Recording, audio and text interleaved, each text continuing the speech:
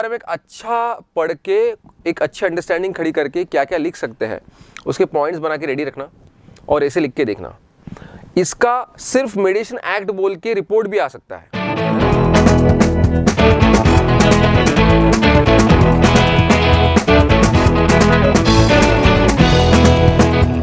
Welcome to एबीकेएस।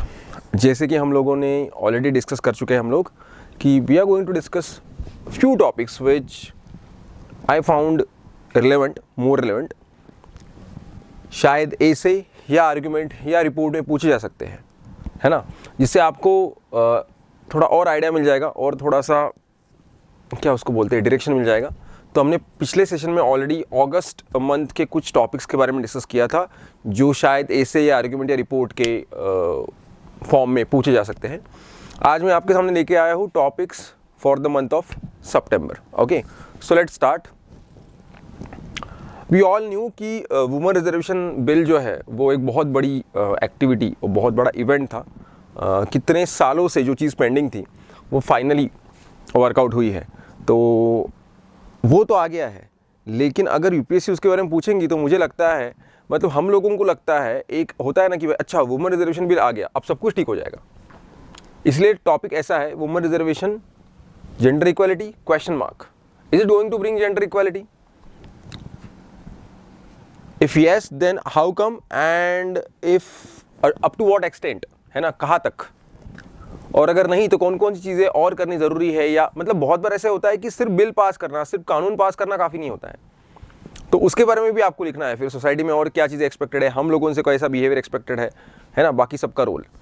तो इसमें जो है आपको ऐसे पूछा जा सकता है या आर्ग्यूमेंट भी, क्योंकि क्वेश्चन मार्क है तो पकड़ लो। एक साइड आपको ये ऑब्वियसली प्रूव करना पड़ेगा कि yes it is going to be milestone to bring gender equality, और you have to, on the other hand you have to prove कि no it is not enough, it is just one thing, all these years ये सारा है, मतलब ये act तो नहीं था लेकिन क्योंकि ये सिर्फ पॉलिटिकल है, और भी चीज़ें ऑलरेडी है लेकिन फिर भी अभी तक नहीं हुआ है, तो ये सब चीज़ें तो आइदर ऐसे और आर्ग्यूमेंट आपको पूछ सकते हैं। ठीक है, सेकंड टॉपिक जो मैंने यहाँ लिखा है ना वो थोड़ा सा आपको और लगेगा, आपको लगेगा कि ये बहुत ही स्पेसिफिक टॉपिक है और इतना इंपॉर्टेंट वो है क्या।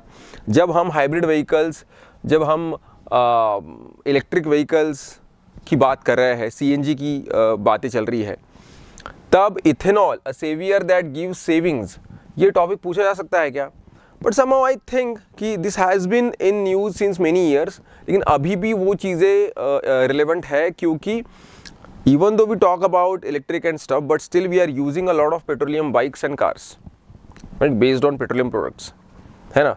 तो इथेनॉल जो है वो अभी भी मैटर करता है, और ये सिर्फ व्हीकल्स की बात नहीं है, और भी ऐसी बहुत सारी जगह है जहाँ डीजल और पेट्रोलियम का इस्तेमाल होता है, तो वहाँ इथेनॉल ब्लेंडिंग से कैसे बेनिफिट मिलेगा। तो ये जो है ये मतलब एटलीस्ट एक नज़र मार के रखो इसके बारे में, उस पढ़ के रखना।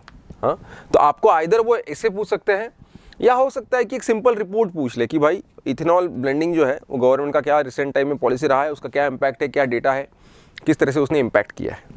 ठीक है, सो रिपोर्ट भी पूछा जा सकता है। उसके बाद है G20 and climate change. We all knew that was a time when we were you know enjoying the presidency of G20, और हमने बहुत शिद्दत से सब कुछ वहाँ किया है। तो बहुत सारे मुद्दों पे वहाँ चर्चा हुई है, क्लाइमेट चेंज के ऊपर भी हुई है, ओवरऑल जियो पॉलिटिक्स जो है उसके रिगार्डिंग भी सवाल पूछ सकते हैं। ऐसा ज़रूरी नहीं है कि वो आपको G20 और क्लाइमेट चेंज ही पूछे, हो सकता है कि वो आपको G20 और उसके रिगार्डिंग जो चीज़ें जिस तरह से बदली है इंडिया के प्रेसिडेंसी के बाद, वो भी पूछ सकते हैं।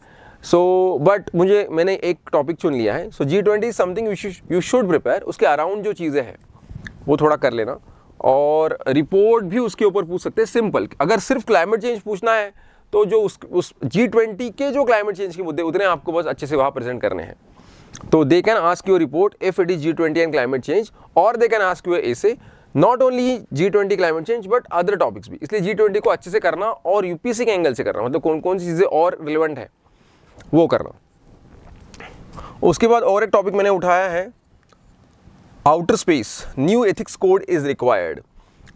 Again, this is not a new topic. This is the topic which is in the news since last few years, क्योंकि जिस तरह से नंबर ऑफ सैटेलाइट्स भेजना बढ़ रहा है, और and nobody is ready to take the accountability कि भाई ये कौन इसको देखेगा, कौन संभालेगा, कि जो कचरा हो रहा है, वेस्ट हो रहा है ना आउटर स्पेस में, और वो वेस्ट बहुत ही प्रॉब्लमेटिक है क्योंकि वो बहुत ही ज़्यादा गति से कक्षा में घूमता है और it can create problem, right, for new satellites and there can be lots of probabilities of accidents, right.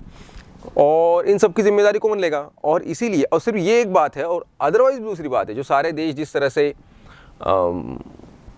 ऊपर चीज़ें भेज रहे ताकि सारी दुनिया पे वो नज़र रख सके, तो उसमें बहुत सारे देशों की प्राइवेसी, फ्रीडम, ये सब भी कॉम्प्रोमाइज़ होने की चांसेस। तो ऐसे वक्त जब सभी देश बड़े हो रहे हैं, ऐसे वक्त फिर एक बार न्यो कोलोनिज्म आएगा क्या? तो we need to think about an ethics code if you really think कि हम लोगों को हार्मनी में रहना है। इसलिए फिर इसकी ज़रूरत है। इसके बारे में थोड़ा सा पढ़ लेना, इसके बारे में ऐसे आने की चांसेस ही बहुत ज़्यादा है।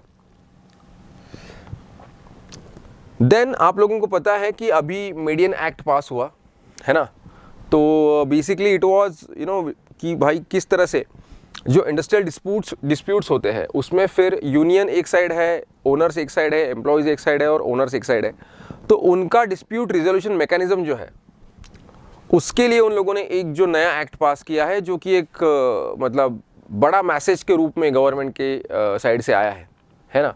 गवर्नमेंट का point of view, approach, attitude उससे दिखता है।